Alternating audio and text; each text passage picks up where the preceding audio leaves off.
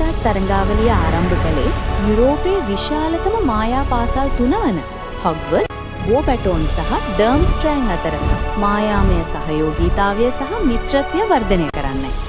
හැබැයි මේක නිකන් ක්‍රීඩා තරඟයක් වුණේ නෑ.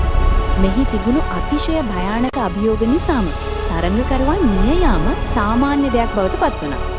විශේෂයෙන්ම 1790 වසරේදී පැවැත්වුණු තරඟයකදී කොකට්‍රිස් නම් භයානක සත්වෙක් පාලනය කරගත නොහැකි වී විනිසුරුවරු තිදෙනෙකුටම තුවාල සිදු කිරීමෙන් පසුව මෙහි ඇති මාරාන්තික බව නිසාම තරඟාවලිය නතර කර දමන්නට මායා ලෝකය තීරණය කළා.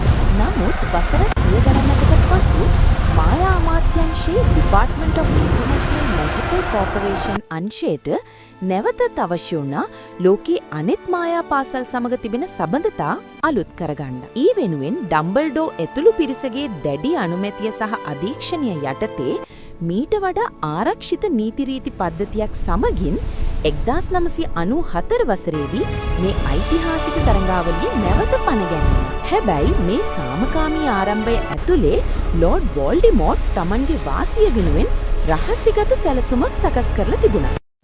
ගොඩක් අයට තියෙන තවත් ප්‍රශ්නයක් තමයි ඕනෑම කෙනෙක්ගේ සිත කියවිය හැකි ඩම්බල්ඩෝට මේ කාලය පුරාම Taman ළඟ හිටියේ හතුරෙක් කියලා අඳුරගන්න බැරි වුණේ කොහොමද කියන එක.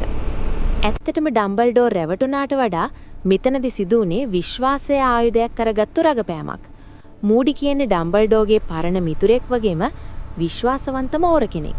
මූඩිගේ සැබෑ ස්වභාවයම තමයි හැමෝම සැක කරන එක සහ රළු විදිහට හැසිරෙන එක.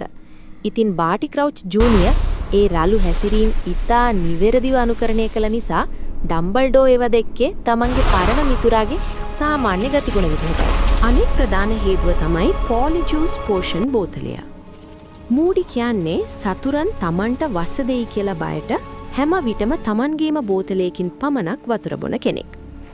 බාටි ක්‍රවුච් හැම පැයකටම වරක් තමන්ගේ පෝෂන් එක බීවේ ඩම්බල්ඩෝ ඇතුළු හැමෝම ඉස්සරහමයි. හැබැයි හැමෝම හිතුවේ මූඩි තමන්ගේ පුරුද්දට වතුර බොනවා කියලා. අනික ඩම්බල්ඩෝ හැම විටම තමන්ගේ මිතුරන්ව අධික ලෙස විශ්වාස කරන කෙනෙක්. ඔහු මූඩිව හොග්වර්ට්ස් එකට ගෙන්න ගත්තේ හැරීව ආරක්ෂා කරන්නයි.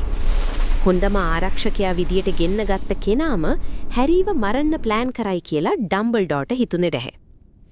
බාටි ක්‍රවුච් මූඩි වගේ දක්ෂයෙක්ව වෙස්වලා ගන්න තරම් දක්ෂයෙක්ද කියලා සමහර අය ප්‍රශ්න කරනවා.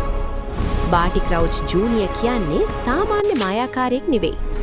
ඔහු තම OWL විභාගයේදී විශිෂ්ට සාමර්ථ 12ම ලබාගත්තු වෝල්ඩමෝර්ට්ගේ දක්ෂම සහ විශ්වාසවන්තම ගෝලයා.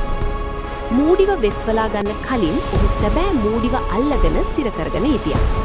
මේ කාලය පුරාවට ඔහු පොලිජූස් පෝෂන් එකෙන් මූඩිගේ ශරීරය ගත්තා වගේම සැබෑ මූඩිගෙන් වද දීලා එයාගේ රහස්, මතකයන් සහ කතා කරන විලාසය ඉගෙන ගත්තා. ඔහු කොච්චර දක්ෂද කියනවා නම් මූඩිගේ මැජික් ඇස පාවිච්චි කරන එක පවා ඔහු ඉතා ඉක්මනින් පුහුණු වුණා.